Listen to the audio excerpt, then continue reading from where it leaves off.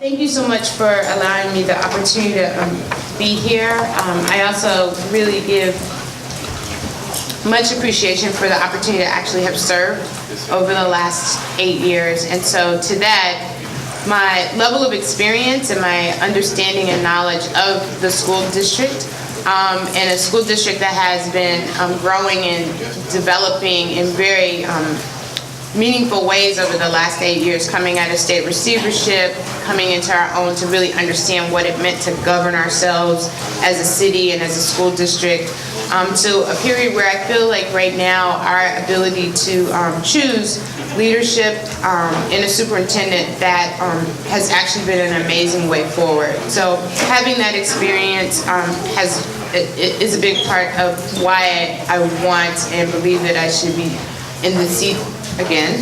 A commitment. It's a lot of work.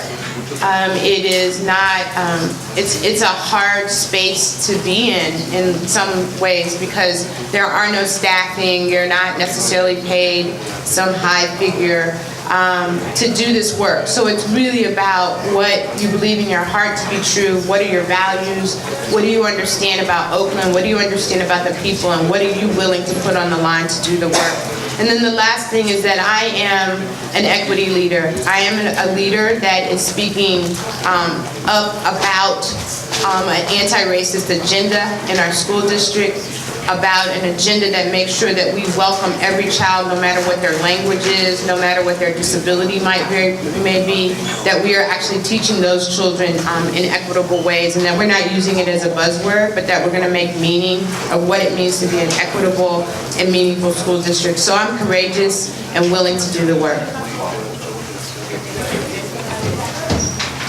For our next question, I know that we're all coming back from lunch, getting our tables back together, but just out of respect, I want to make sure we cut down the side conversations and then focus our attention to the front. So our next question is Lacey. Hi. Hi. What is your understanding of the district's current priorities, and what are your top 3 personal priorities as a board member, and why are those important? Great. So our school district was ambitious a few years ago in terms of doing a strategic plan, and it was lots of pages.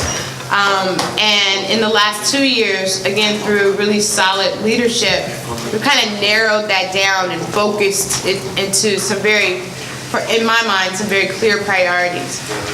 Not all sexy. One of them is really about how do you develop a strong infrastructure for the school district to make sure that it runs effectively. How do we make sure, and in that case, that might be computer systems that are speaking to one another across the special education department, so that children who need bus routes in a particular way or need different kinds of IEPs done, that we're not hampering our teachers by using working on paper, right? That we actually are using technology in a smart way. So that's a strong priority, right? To build and develop our infrastructure. And another one is to have effective teaching. Instruction is critical for our children, and so the supports that we can provide to teachers and to provide to principals is also a major priority for the school district.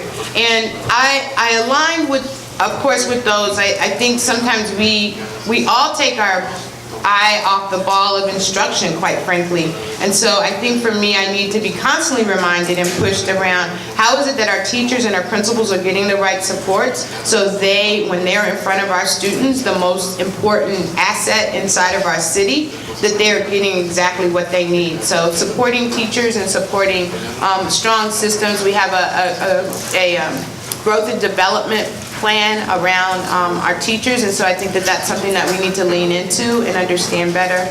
And then also the last piece would be, I'm looking at my time, the last piece that I would also, I believe that we need to be focusing on and thinking about our assets. Later you're going to ask me questions about the equity pledge. We are looking at our assets, our facilities. How do we utilize those facilities in the best type of way? We have a administrative building, a leadership center that we want to build. We want to be the beacon inside of the city that represents education.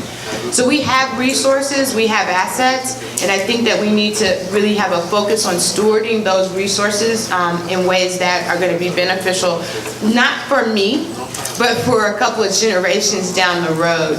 I also believe that the intersection of education and quality education in our city, when we start talking about affordable housing, when we start talking about public safety in our communities, there are ways in which, as school board members and as a school district, we need to truly show up and be a part of that work. And so if that means that we're really looking at how do we make sure that there's affordable housing, using our assets for employees of the school district, not just teachers, but some of those folks that are actually kind of the working poor inside of our very school district who can't afford necessarily to live in Oakland right now and being pushed out. And so I think that we have to be incredibly aggressive, frankly, to think about how we use those particular resources. Solid leadership is really important to me, is to make sure that we hold on to leadership so that we can continue to drive forward the things that we've identified as being important, continue to struggle and fight and get it right with one another and be in right order as adults so that we can serve young people in the best of ways. And so that means that shows up. We're going to show up then for special ed students. We're going to show up in ways for African American boys or Latino boys in the correct kinds of ways, as long as we are solid leaders and good adults. Thank you. Thank you. Our next question comes from Ruth and Kyle. Hi, I'm Ruth Jones, superintendent of Middle School. And I'm